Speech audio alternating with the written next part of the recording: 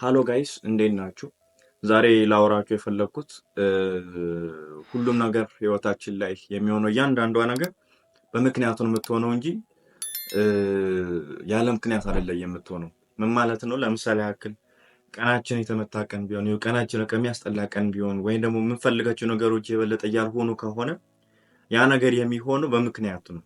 ያ ነገር የሚሆነው በቃ የበለጠ መማር እንዳለብን የበለጠ ለዛ ለምንፈልገው ነገር መስራት እንዳለብን የበለጠ መጠየቅ እንዳለብን የበለጠ ማድረግ እንዳለብን የሚነግረን ነው ማለት ነው። ይሄ ቀን መጥፎ ቀን ነው ብለን የምንጠራው ወይ አይሆንልኝ ብለን የምንጠራው ነገር ነው።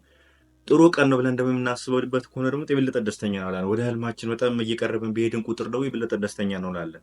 በዛው ልክ ፌለር በበዛ ቁጥር፣ በዛው ልክ የምንፈልጋቸው ነገሮች ባልመጡልን ቁጥር፣ በዛው ልክ የምናደርጋቸው ነገሮች እያልሆኑሉ ከሆነ ማወቅ ያለብን ነገር እኔ አይሆንልኝም ምን አይሳካልኝም ሳይሆን ምንድነው የጎደለኝ ያን ነገር ለማድረግ ምንድነው ወደ ኋላ እየያዘኝ ያለው የሚለው ነገር ብናውቅ ይሻላል ብዬ ነው የማስበው።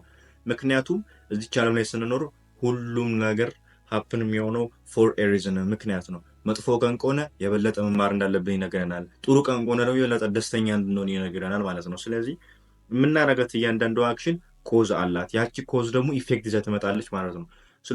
ስለዚህ የምናደርጋት እያንዳንዷ ነገር ምክንያታዊነት አላት ማለት ነው። ስለዚህ አፍሬድ መሆን አያስፈልግም።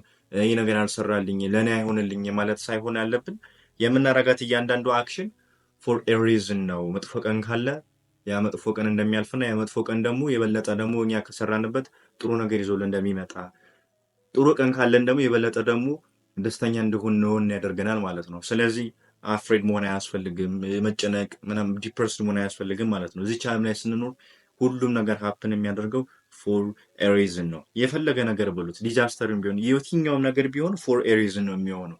ምክንያቱም እኛ በፈጣሪ በኩል ያለን አመለካከት እና በራሳችን ያለን አመለካከት የተለያየ ነው ማለት ነው። ስለዚህ ምንም አይነት ነገር መሆን አያስፈልግም ማለት ነው። ሁሉም ነገር እዚች ዓለም ላይ ስንኖር ሀፕን የሚያደርገው ፎር ኤ ሪዝን ነው ማለት ነው። አይ ሆፕ የሆነ ቫሊዩ እንዳገኛችሁበት ተስፋ አደርጋለሁ። በሌላ ቪዲዮ እንድንገናኝ ሰብስክራይብ ማድረግ አትርሱ። ይመቻችሁ።